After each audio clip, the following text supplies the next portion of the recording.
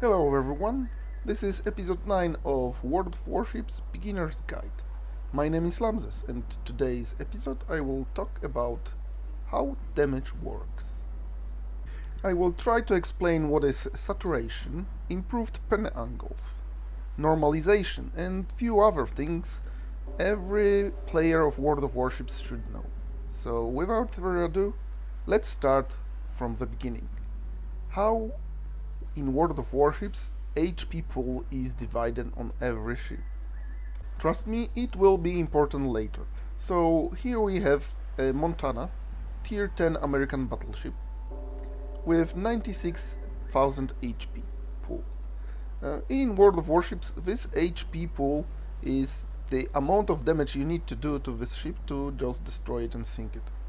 So, War Gaming, in their infinite wisdom, decided to divide this ship into two layers. The first layer is like a whole ship, it's called hull, and then you've got the exterior layer that is divided in case of battleships into 5 parts.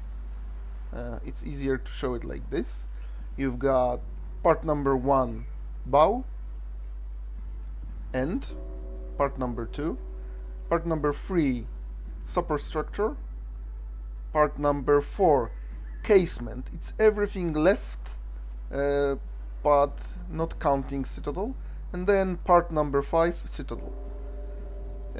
There's one exception from this division into 5 parts, and these are DDs. They don't have citadel part, so they are only divided into 4 parts. It's a bow, aft, casemate, and superstructure.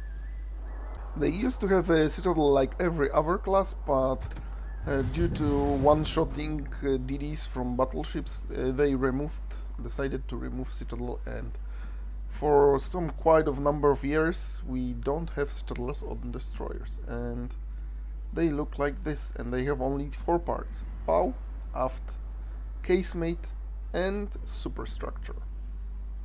Every single part I mentioned before, so hull as a whole ship, bow, aft, casemate, citadel, and superstructure, they have their own HP, and it varies depending on the ship, but the sum of this health point is much bigger than your ship's health point.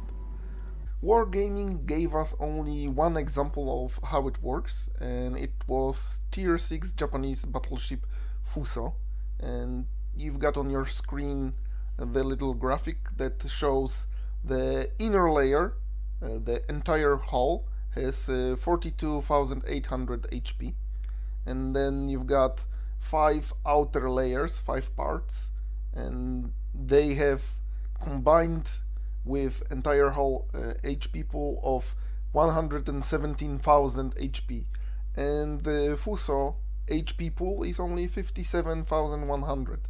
So as you can see, it's over double of points of entire ship.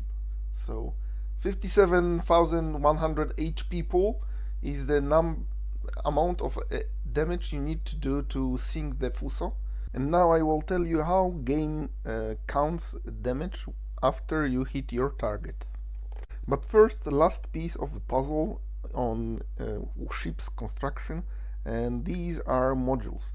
And modules on ships are divided into 2 groups: external ones, including torpedo tubes, primary guns, secondary guns, and anti-aircraft mounts. And internal modules, including steering gears, engine room, and ammo magazines.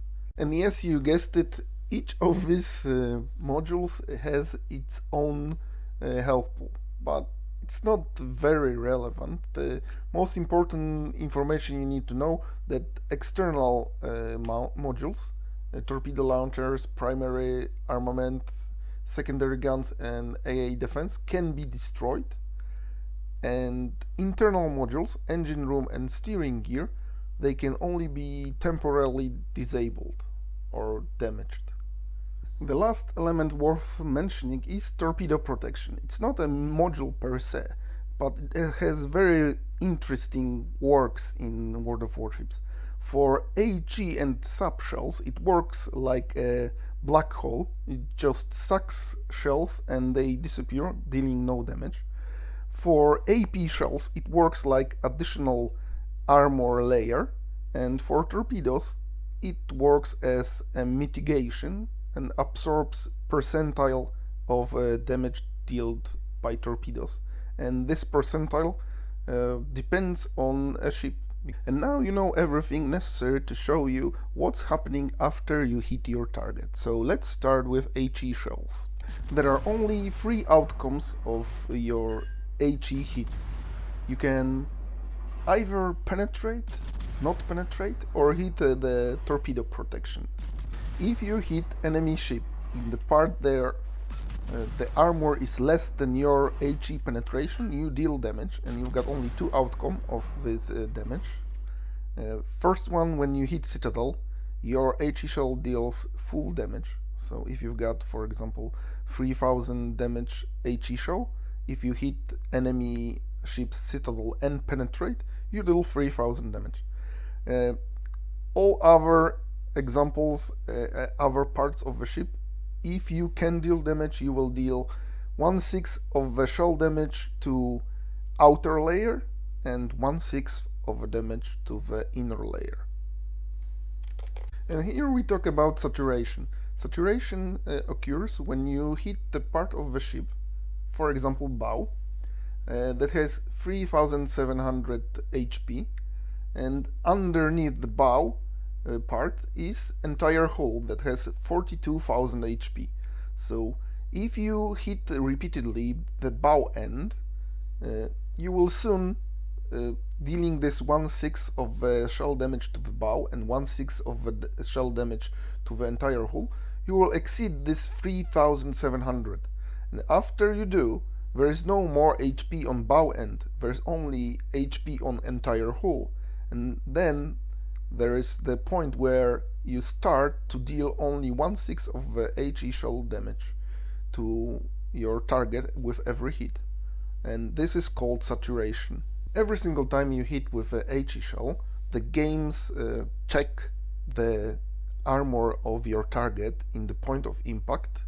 If it's higher than your HE penetration, you will deal no damage. If it's lower, you will deal damage, as I told you a second ago.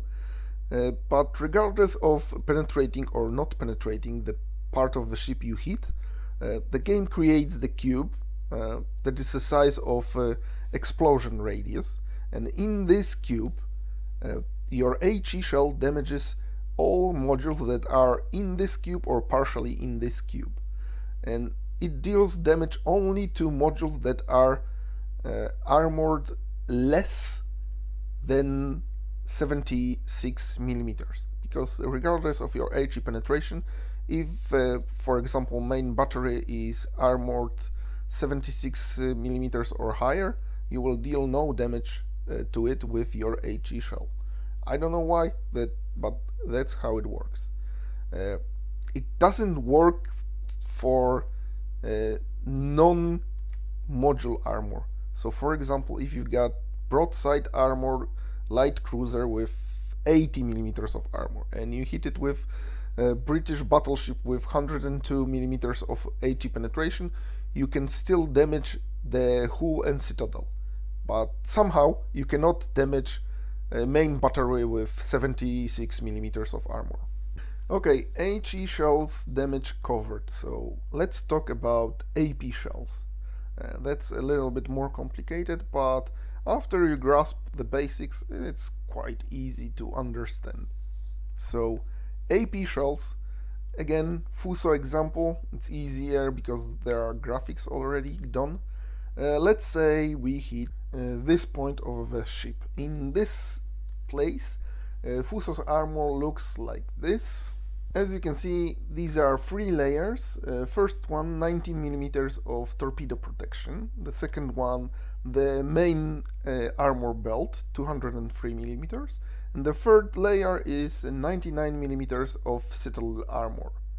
After hitting each armor layer, game does these three things. First, it checks overmatch by the rule of 14.3.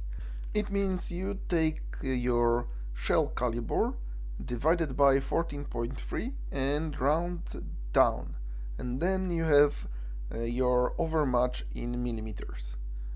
You've got on your screen few most common battleship calibers and their corresponding overmatch. If overmatch occurs, the game skips step number 2 and goes straight to step number 3. But most of the time it's not the case, and you don't have enough shell caliber to overmatch enemy armor. Then games go to step 2, which is checking ricochet angles. And for most of ships it looks like this. First 45 degrees, you cannot have ricochet, so you will penetrate every single time. Then you've got 15 degrees of ricochet possibility, which means you can have ricochet or you can have penetration. Either way is possible. I don't know exact percentile of chances, but I guess it's progressing with a degree. And then last 30 degrees for most of the ships is auto ricochet, so it means you will ricochet every single time. And then after deciding that you didn't ricochet, the game proceeds to check if you can penetrate the armor you actually hit. And all AP shells use something called normalization. It's a mechanic to help you penetrate enemy armor by reducing the angle of hit by few degrees. Here are the numbers for corresponding gun calibers. And after this process of normalization, you've got just deduction of armor you've penetrated. So first layer was 19 millimeters of torpedo protection. So from your shell penetration, for example 300 millimeters, you just deduct 19 millimeters. And when you hit another layer of armor, you've got again a 3-step process. First one is checking overmatch, then checking ricochet, and then normalization and deducting the armor you penetrate.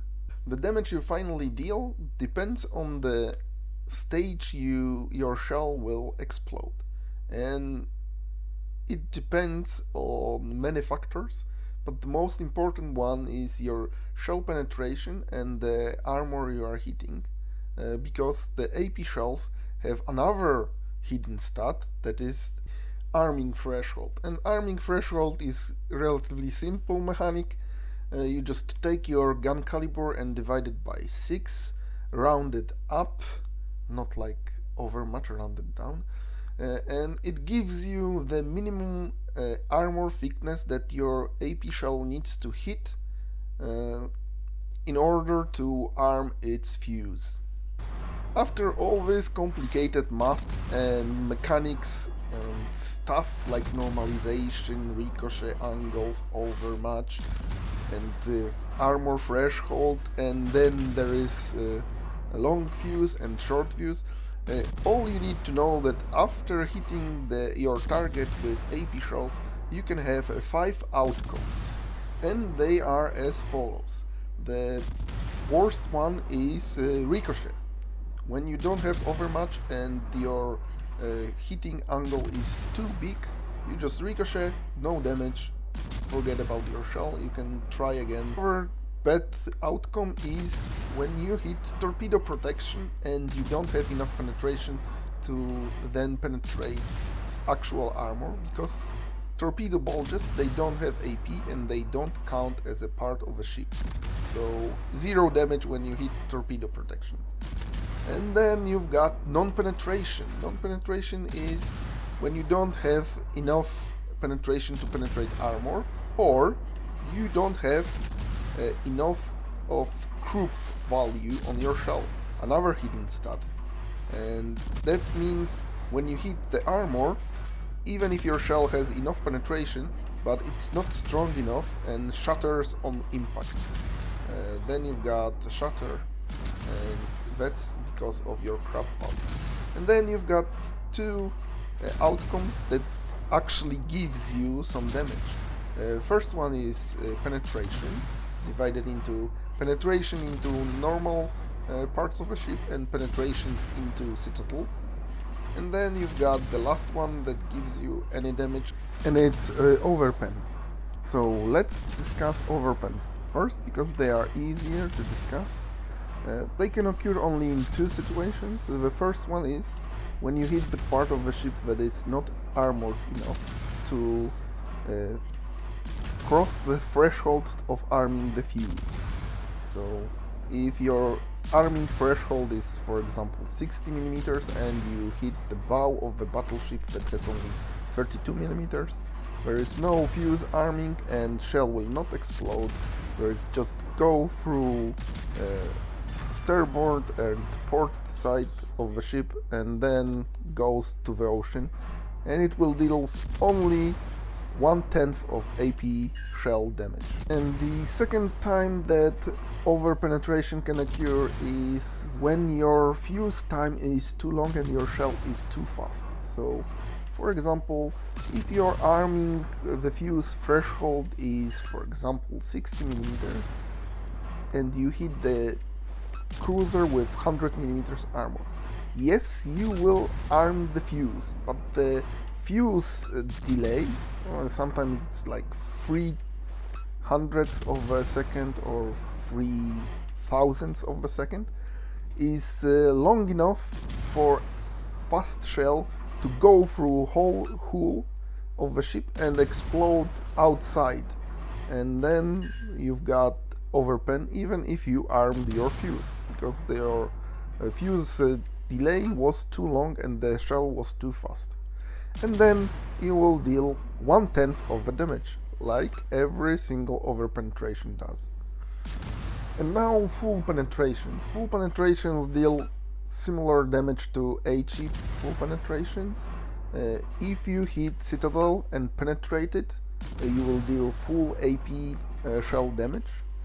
And if you hit any other part of the ship, then again you've got two layers, inner layer and outer layer, and both of them take 1/6 of the damage of AP shell. One more interesting thing about AP shells: they can damage main battery guns, secondary guns, but they cannot damage AA mounts. That's weird, but that's how it works. And now, few words about last type of ammunition, which is SAP. The difference between SAP and AP, there are only two differences. The first one, SAP cannot overpen, so you've got either ricochets, non-penetrations, torpedo hits, or penetrations. Full penetrations, they have only one difference with AP shells: the ricochet angles are different. While you've got on your screen graphic to AP shells, normal one, then you have American improved pen angles, which are from 0 to 60 degrees. You've got no chance to ricochet.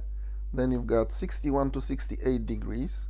You've got some chance of ricochet, and then you've got 69 to 90 degrees outer ricochet angles. And SAP shells are on completely different level, because they have no chance to ricochet from 0 to 70 degrees. Then from 71 to 80 degrees they have some chance to ricochet, and the outer ricochet are only last 10 degrees from 81 to 90 degrees. And yes, I'm aware that I'm giving you numbers measured from the different side than on this graph, but I've got good reasons for that, and this reason is the Ship Tool website. You go to this website and every single ricochet angles are given to you like I did it, not like on this graphics. So yes, use this tool if you want to know more about World of Warships. This is very good site and I'm using it all the time. Another thing I want to talk about is, of course, big thanks to all of my subscribers. Thank you guys for supporting my channel. To all of you who are still watching this and are not subscribers, maybe it's time to click this subscribe button. It costs you nothing and makes my day, so don't be shy, subscribe. And the last thing for all of you who are interested on how it works in World of Warships, there is official World of Warships site on YouTube, and there is a tons of videos about how this game works. So yeah, be my guest, go and watch the videos. I try to compress the knowledge from 5 or 6 videos about how the damage works into one video. I guess I didn't do that good of a job because it's over 20 minutes, but if you watch these videos on official YouTube site, there will be like 35 to 40 minutes of content, so be my guest. And that's it for today.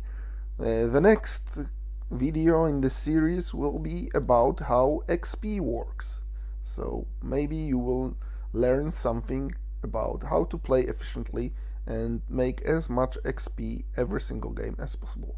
So thanks for watching and see you in the next one.